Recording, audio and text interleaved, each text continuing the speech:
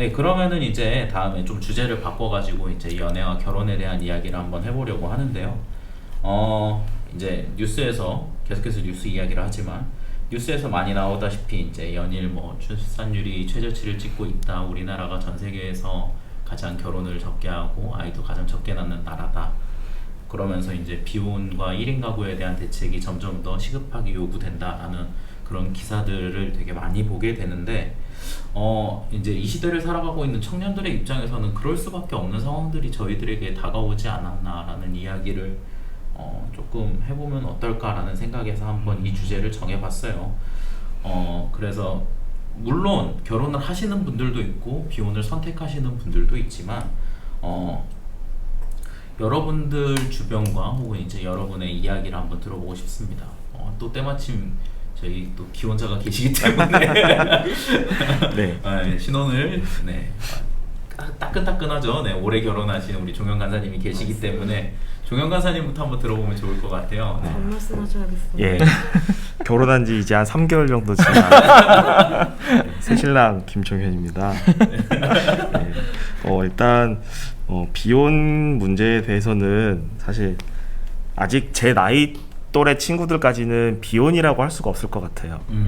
왜냐면은 지금 제 나이가 34살인데 늦은 나이가 아니라고 저는 생각이 되거든요. 왜냐면은 지금 직장 첫 사회 내딛는 게 거의 20대 후반에서 30대 초반으로 지금 시작이 되는데 사실 그 친구들이 어느 정도 결혼할 자금을 모으고 한다는 게 한 5년 정도 걸린다는 생각이 들어요. 그래서 그렇죠. 예, 그래서 지금 30대 중반 정도의 친구들은 뭐 나 비혼이다라고 얘기하기는 좀 섣부른 것 같은데 그래서 이게 참 비혼이라는 게 선택적 비혼이 되는 건지 아니면은 좀 상황이 그렇게 만드는 건지 상황이 그렇게 되는 건지 좀 있는데 사실 지금 청년들이 결혼을 한다는 것 자체가 너무 포기하는 것들이 많아지는 것 같아요. 이게 그렇죠. 예. 그래서 왜냐면은 사실 혼자 살게면은 정말 재밌는 게 많죠 세상에. 그렇죠. 예, 이 세상에 정말 재밌는 것들도 많고 나 혼자 할 수 있는 것들도 많고 또 사람이 이제 경제적인 능력을 가지면 가질수록 내가 하고 싶은 것들을 아무 눈치도 안 보고 할 수 있게 되거든요. 근데 이제 그럼에도 불구하고 저는 좀 비혼보다는 이제 결혼을 더 선호해서 지금 이렇게 결혼 다 하는 건데 그 포기하는 거를 넘어서서 그 이상의 것을 주는 게 저는 결혼이라고 생각을 해요. 내가 포기하는 게 예를 들어서 뭐 3개라고 하면은 결혼을 해서 얻는 거는 한 가지지만 그 한 가지가 그 3가지 이상의 것을 주는 것이 저는 결혼이라고 생각을 하거든요. 그래서 일단 지금 비혼을 생각하시는 청년들이 있다고 하면은 다시 한번 좀 생각해 보라고 얘기를 해주고 싶어요. 그런 말씀 감사합니다. 야, 멋있네요. 3개를 포기하더라도 큰 거 하나가 더 중요하다. 오늘 조영 강사님한테 많이 배우는 것 같습니다. 네. 명언이네 명언. 네. 조영 강사님 한번 네. 이야기해 주시겠어요? 제 주변에도 이제 비혼을 이렇게 선언한 친구들이 좀 있는 것 같아요. 그래서 이제 뭐 그 이유에 대해서는 자세히 물어보진 않았지만 아까 그 종영 간사님 말씀하신 것처럼 이게 선택적 비혼인 건지 아니면 그런 상황에 의해서 비혼을 이렇게 정하게 되는 건지 좀 그런 좀 영향이 좀 있긴 한 것 같아요. 그래서 비혼을 선언한 친구 중에 또 잘 만나서 또 결혼하는 사람이 또 있어요. 그렇죠. 네, 그런 거 그래서 보면은 그거는 비혼이 아니었던 거죠. 그쵸. 네. 그래서 그런 경우들도 있고 해서 뭐 여러 가지를 포기해야 된다 뭐 이런 얘기 하셨는데 그런 것들에 좀 공감을 했던 것 같아요. 그래서 포기하는 것들도 생기고 뭐 그것뿐만 아니라 이제 사회가 조금 이제 결혼 이후의 삶을 그렇게 너무 이제 현실적으로 보게 하는 것 같아요. 그래서 뭐 출산이나 뭐 이런 것들도 고민했을 때 또 어려움을 많이 느끼게 돼, 경제적인 어려움 느끼게 하고 또 여러 가지 뭐 집값이 오르고 물가가 오르고 하는 것들이 너무나 부담감으로 다가오지 않나 그런 요인들도 좀 작용을 하는 것 같습니다. 그래서 이런 좀 제도적으로 뭔가 정책적으로 뭔가 바뀌지 않는 한 비혼을 생각하는 분들이 좀 계속 있지 않을까. 네. 하지만 제 생각은 저는 그래도 결혼하는 것이 성경적이다. 네. 그렇죠. 네, 크리스천은 결혼해야죠. 네. 그래서 그 이후의 삶, 그 네. 나중의 삶을 같이 이제 동역할 수 있는 그런 동반자가 있다는 게 참 큰 은혜다, 축복이라고 생각합니다. 네. 다음 간사님. 네, 비혼 문제가 이제 대두되고 있는데 MZ 세대랑 부모 세대 사이에 가장 관점 차이가 큰 문제인 것 같다는 생각을 해요.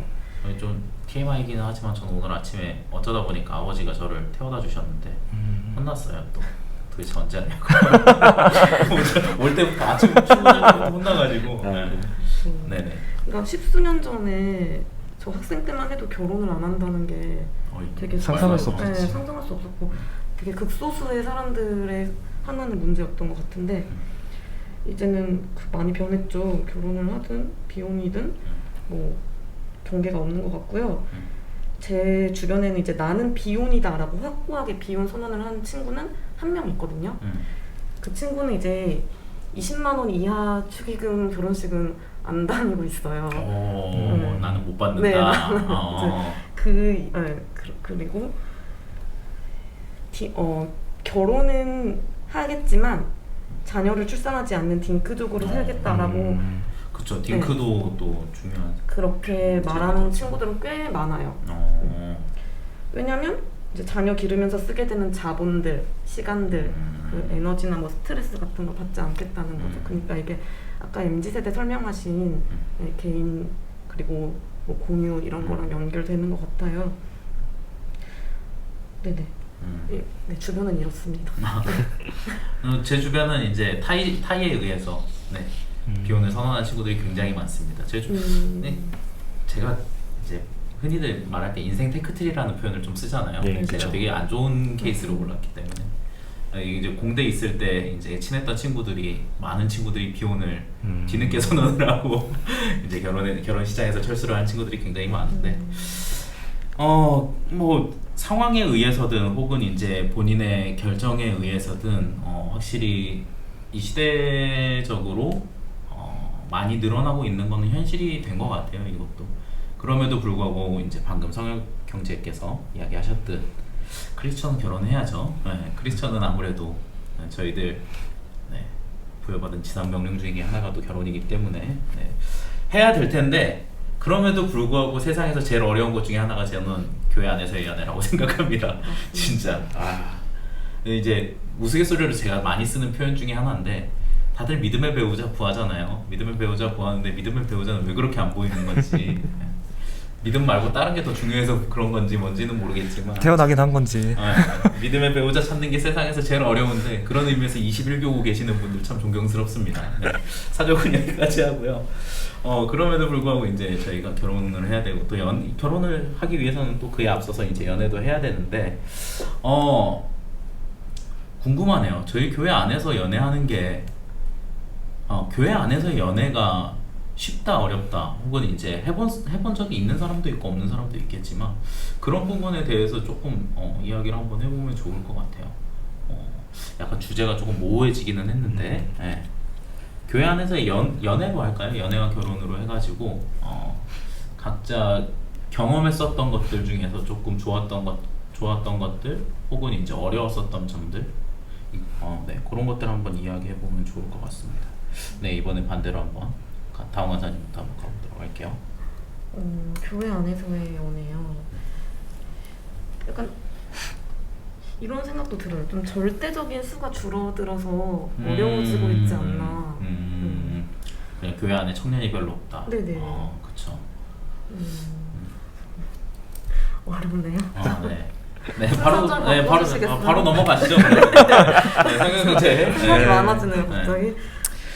교회 안에서의 연애는 참 조심스럽습니다. 그렇죠. 너무 어려워요. 네, 진짜. 이게 나중에 이렇게 결혼까지 가서 좋은 또 이런 결과들이 좀 있으면은 낫겠지만 이게 또 잘 안 될 경우에는 폭풍이 감당이 장난 안 되는 아니죠. 경우가 이제 많기 때문에 또 교회 또 소문이 또 빠르지 않습니까? 그래서 이렇게 더 퍼져 있고 그리고 누구 하나 이렇게 막 떠나고 이런 것들이 참 보기 안타깝더라고요. 그래서 연애하다 실족하는 분들이 생기는 문제들이 참 그래서 참 신중하게 해야 되고 조심스러운 부분들이 항상 존재한다. 그래서 좀 이렇게 어렵게 만드는 것 같고, 그리고 이렇게 쉽게 다가가는 것도 그 관계적인 부분들이 있잖아요. 거기에서 이제 그 관계적인 부분들이 깨어지고 하는 것들이 개인적으로는 좀 힘들 수 있을 것 같다.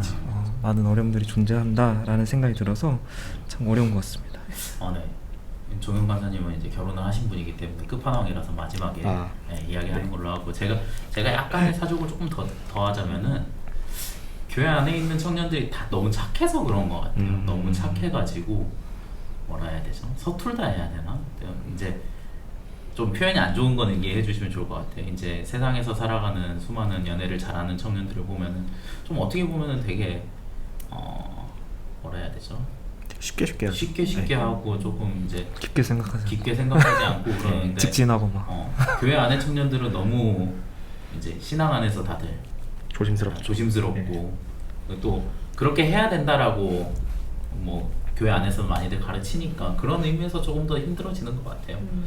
근데 이제 교회 문화에서 이제 그런 부분은 물론 필요하기는 하지만 그럼에도 불구하고 조금 더 그런 부분들을 잘 가르칠 수 있었으면, 특히 이제 청년부 안에서 좀 그런 걸 좀 가르칠 수 있으면 좋을 것 같은데 뭐 좀 표현이 이상하긴 하지만 연애학교 같은 것도 좀 하고 도대체 왜 교회 안에서 연애를 어떻게 해야 되는지에 대해서 가르쳐주지 않는가를 저는 청년 시절에 되게 많이 고민했었거든요. 그런 것들을 좀 알려주다 보면은 이제 자연스럽게 신앙 안에서 만나는 일들이 많아지지 않을까라는 생각도 하게 됩니다. 마지막으로 종현 간사님. 네, 저는 교회 안에서 연애를 해가지고 결혼까지 좀 성공한 사람이긴 한데요. 참 교회 안에서 연애라는 게 제가 봤을 때는 진짜 그 옛말에 그런 말 있잖아요. 다 집신도 짝이 있다라는 말이 약간 좀 진짜 이게 하나님의 계획 안에 있었더라고 저는 지금 생각이 들거든요. 그러니까 지금 만나고 있는 배우자와, 지금 만나고 있는 게 아니라 지금 결혼한 배우자와의 그 연애 스토리도 되게 하나님의 계획 안에 있었다라고 생각이 되게 많이 드는 게 뭐냐면은, 제가 이 친구를 처음 만난 게 그 2016년도 그 청년부 안에서 같은 조를 하면서 만나게 됐거든요. 그 친구를 알게 된 게. 근데 그 친구와 그 당시에는 그냥 같은 조 모임 안에서만 있던 조원이었는데, 그 조 모임 나눔을 하는 와중에 그 친구가 한 회사의 면접을 보고 왔다고 하더라고요. 보러 간다고 하더라고요. 그래서 얘기를 듣다 보니까 어느 회사냐고 물어봤더니 제가 다니고 있던 회사더라고요, 그게. 그래서 그 친구와 그 만남은 교회 안에서 처음 만났지만 가까워지기 시작한 건 이제 같은 회사를 다니게 되면서 그렇게 되면서 이제 교제를 시작했거든요. 그래서 정말 이게 하나님의 계획이라는 게 이렇게 있구나, 하나님께서 주신 짝이라는 게 이렇게 있는 거구나 라는 생각을 되게 많이 들게 되더라고요. 그래서 이 친구를 처음 만나는 순간에도 뭔가 얘랑 딱 결혼해야지 이런 것보다는 이 친구와 계속 함께 있으면은 정말 내가 배울 게 있고 즐겁겠구나라는 생각이 들더라고요. 그러면서 약간 결혼에 대해서까지 마음이 생기게 됐었던 거고, 그러면서 이제 교제 끝에 이제 원래는 코로나 때문에 좀 늦게 하긴 한 1년 정도 늦게 하긴 했지만 그렇게 해서 이제 결혼에 성공할 수 있게 됐던 것 같습니다. 그래서 참 이게 크리스천의 연애라는 게 사실 지금 이 코로나 시국이어서 더 만나기가 힘든 것 같아요. 함께하는 시간들이 없기 때문에.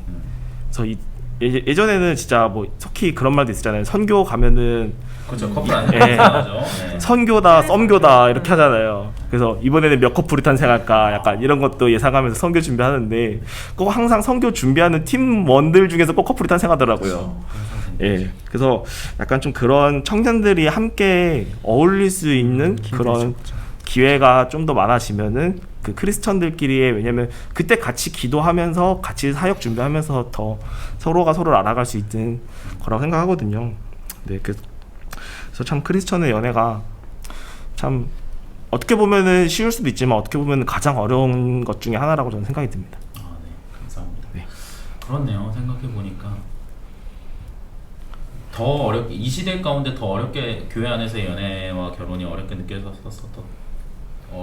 느껴졌었던 부분은 확실히 함께하지 못하는 상황이 제일 컸던 것 같아요. 확실히 조금 더 이제 내년에 올해 좋아졌지만 조금 더 좋아지고 계속해서 진행되다 보면은 우리 교회 안에서도 많은 분들이 이제 연애도 하고 그 안에 결실도 맺어가지고 결혼도 하는 일들이 네, 생기지 않을까 합니다. 네, 네, 저희가 이야기를 굉장히 길게 했는데 한마디로 요약하면 그건 것 같아요. 이 시대가 많이 변했다고 해가지고 우리가 그럴 때 그런 표현을 많이 쓰곤 하는데 다름과 틀림에 대한 표현을 되게 많이 쓰잖아요. 이제 어른들이 우리를 봤을 때 너희가 잘못하고 있는 거야라고 이야기를 하실 수도 있겠지만 세대가 달라지고 있다라는 거를, 그리고 그것이 세상에서 변화되고 있고 심지어 그것이 교회 안에서도 이제 서서히 변화가 되어가고 있다라는 것을 오늘 함께 해주시는 청취자분들께서도 조금 이제 이해해 주시는 시간이 될 수 있었으면 좋겠습니다.